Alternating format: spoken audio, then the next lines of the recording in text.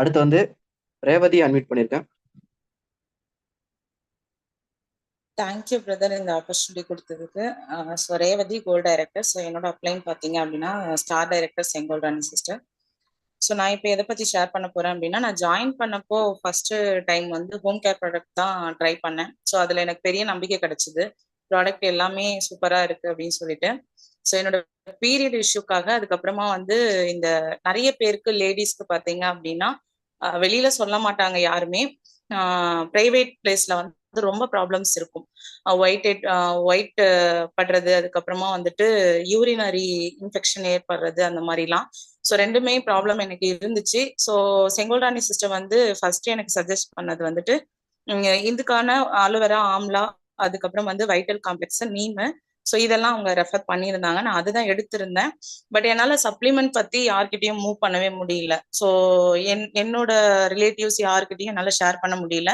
நான் ரிலேட்டிவ்ஸ் கிட்ட ஷேர் பண்ணலை அப்படின்னாலும் நான் எடுத்துக்கிட்ட ரிசல்ட்டை வந்து என்னோட லைஃப் லைன்ஸோட நான் ஷேர் பண்ண ஆரம்பித்தேன். என்னோட ஹஸ்பண்டுக்கே வந்துட்டு சுகர் இருக்கு, பட் அவர் வந்து அதை எடுத்துக்கணும் அப்படின்ற ஒரு இதுக்கே வரல. நான் ரிசல்ட் ஷேர் பண்றது பிளஸ் அவங்களோட ரிலேட்டிவ்ஸ்க்கே வந்து ஸ்டேட்டஸ் வைக்கிறது மூலமா வெயிட் லாஸ் ப்ராடக்ட் எல்லாம் கொடுத்ததுனால என்னோட ஹஸ்பண்ட் வந்து இப்ப எடுத்தாங்க. ஸோ 3 months பிஃபோர் வந்து அவங்களுக்கு 250 வந்து சுகர் இருந்துச்சு. இப்போ வந்து பாத்தீங்க அப்படின்னா 1 month தான் சப்ளிமெண்ட் எடுத்துக்கிட்டாங்க. குளுக்கோ ஹெல்த் அண்ட் வந்து அலோவேரா. பிரதர், நான் ரிசல்ட் ஷேர் பண்ணலாங்களா? ஷூர், நான் உங்களுக்கு கோவர்ஸ் கொடுத்துட்டேன். Sure okay share brother. பண்ணுங்க. 1 second பிரதர்.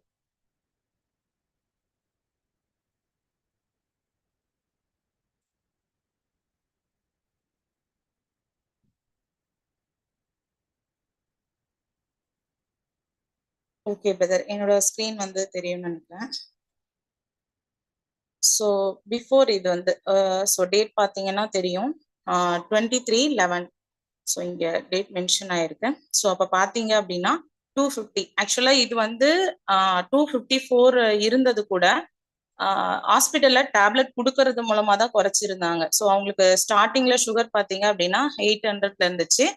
அதுக்கப்புறம் அவங்க மருந்து கொடுக்கறது குறைஞ்சு வந்துடும். ஸோ 130, 150 அப்படியெல்லாம் குறையும். திரும்ப மறு மாசம் ரிசல்ட், அதாவது ரிப்போர்ட் வந்து செக் பண்ணிட்டு போறப்ப என்ன ஆகும் அப்படின்னா ஹை ஆகுற மாதிரியான டேப்லெட்ஸ் வந்து கொடுத்துருவாங்க. அப்ப என்ன ஆகும் அப்படின்னா திரும்பி வந்து இன்க்ரீஸ் ஆகும். திருப்பி 3 months கழிச்சு போய் செக் பண்றப்ப கம்மியாகிற மாதிரி டேப்லெட் கொடுப்பாங்க. அப்ப இதே மாதிரி ஏறுற மாதிரியும் இறங்குற மாதிரியும் அவங்களோட வெயிட்டும் பாத்தீங்க அப்படின்னா ஏறும் இறங்கும், ஒரு கான்ஸ்டன்டா இருக்க முடியாது. அப்பப்ப டயர்ட் ஆயிடுவாங்க. சில டைம் வந்து அதிகமா யூரின் போகும், சில டைம் வந்து நார்மலா இருப்பாங்க. அந்த மாதிரி ப்ராப்ளம் வந்து ஃபேஸ் பண்ணிட்டு இருந்தாங்க. பட் நான் வந்து சப்ளிமெண்ட் எடுத்துக்கோங்க அப்படின்னு அவங்க கிட்ட நான் சொல்லவே இல்லை. அவங்களோட ஃப்ரெண்டு ஒருத்தவங்களுக்கு நான் வெயிட் லாஸ் கொடுத்தேன். அப்போ வந்து என்ன ஆச்சு அப்படின்னா அவங்க கையில வந்து இந்த தைராய்டுக்கான ஒரு கட்டி வந்திருந்தது. அது சரியாச்சு அப்படின்னு சொல்லி அவங்க கிட்ட சொன்னதுக்கு அப்புறம் சுகருக்கு ஏதோ சப்ளிமெண்ட் சொன்னியே அதை வாங்கி கொடு அப்படின்னு சொல்லி அவங்களா கேட்டதுனாலதான் நான் வாங்கி கொடுத்தேன். Within 1 month. ஸோ 2 பாட்டில் தான் வாங்கினேன். ஒன்னு முடிஞ்சிருக்கு, இன்னொன்னு ஸோ இப்போ எடுத்துக்கிட்டே இருக்காங்க. ஸோ இந்த மந்த் இப்போ போயிட்டு ரிசல்ட் வந்து எடுத்திருந்தாங்க, அதாவது ரிப்போர்ட் வந்து எடுத்திருந்தாங்க 24th அன்னைக்கு. ஸோ டேட் வந்து உங்களுக்கு கிளியரா தெரியும்னு நினைக்கிறேன். ஸோ 24/2 சரிங்களா, பிப்ரவரி 24 தான் எடுத்தாங்க. இங்க பாத்தீங்க அப்படின்னா 136 கிரீன்ல டிக் பண்ணியிருப்பேன்.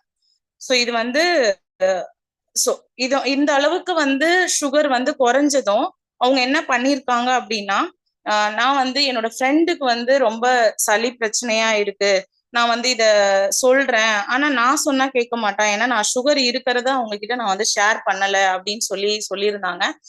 இருந்தாலும் சரி ஓகே நான் பேசுறேன் அப்படின்ற மாதிரி தான் சொல்லிட்டு இருக்கேன். இது மட்டும் இல்ல, அதுக்கப்புறம் என்னோட தம்பி ஒய்ஃபுக்கு வந்து பீரியட் இஷ்யூஸ் இருந்துச்சு.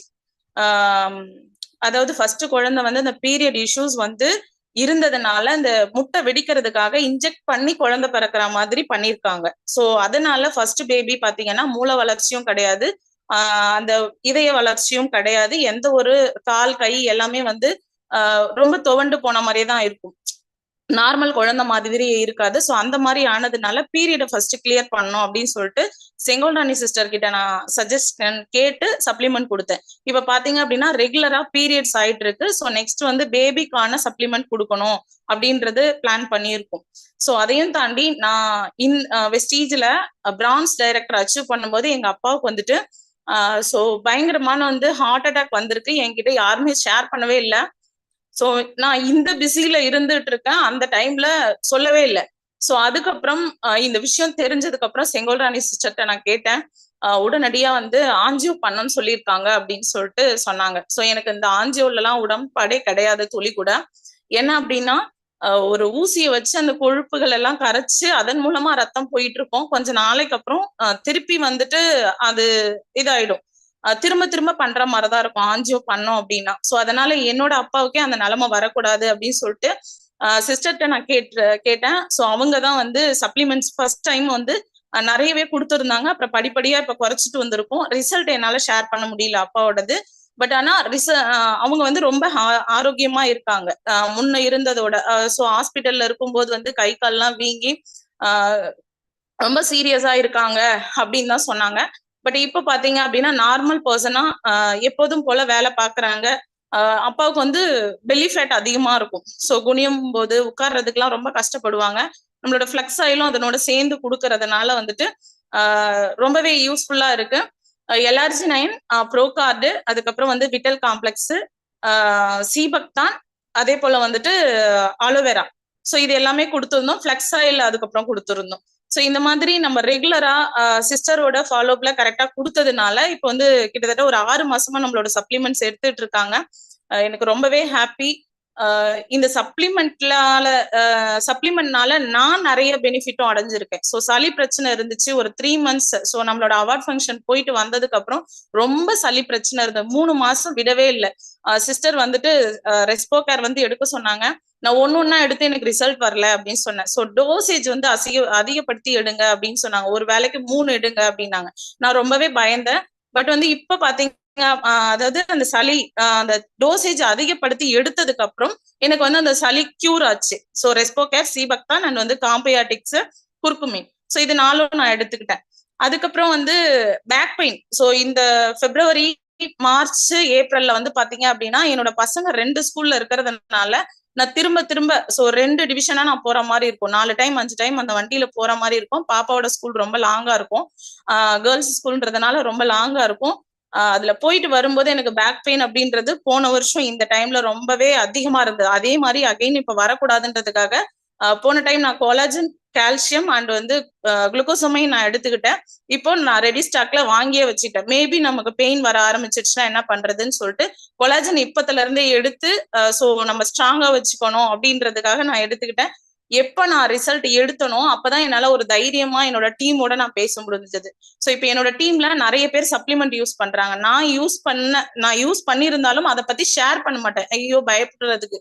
அதாவது சப்ளிமெண்ட் எடுப்பாங்களோ எடுக்க மாட்டாங்களோ, என்ன பண்றது, இவங்க கிட்ட எப்படி சொல்றது அப்படின்னு தயக்கம் அதிகமா இருக்கும். நான் எப்போ என்னோட ரிசல்ட்டை ஷேர் பண்ண ஆரம்பிச்சனோ அப்பதான் எல்லாரும் சப்ளிமெண்ட் எடுக்க ஆரம்பிச்சாங்க. இப்ப என்னோட டீம்ல நிறைய பேர் ரிசல்ட் அப்படின்றது எடுத்து சோ இந்த மந்த் ஒரு சிஸ்டர் பிரான்ஸ் அச்சீவ் பண்ணிருக்காங்க அப்படின்னா சப்ளிமெண்ட் வச்சுதான்.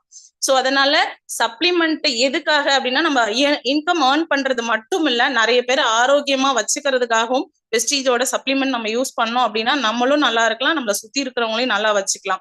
சோ பிரதர் சொன்ன மாதிரி ஒரு 5 விஷயங்கள் நம்ம தெரிஞ்சு வச்சுக்கிட்டோம். மெயினா சுகர், ஹார்ட், அதுக்கப்புறம் ஹை ரொம்ப முக்கியம் இல்லைங்களா. அதுக்கப்புறம் வெயிட் லாஸ், வெயிட் கெயின். இதையே நம்ம மெயினா தெரிஞ்சுக்கிட்டா கூட நம்ம அதை பத்தி சொல்ல முடியும். சோ அதனால சப்ளிமெண்ட் தயங்காம எடுத்துக்கோங்க. நீங்க யூஸ் பண்ணாதான் தைரியமா சொல்ல முடியும். தேங்க்யூ பிரதர் இந்த ஆப்பர்ச்சுனிட்டி கொடுத்ததுக்கு.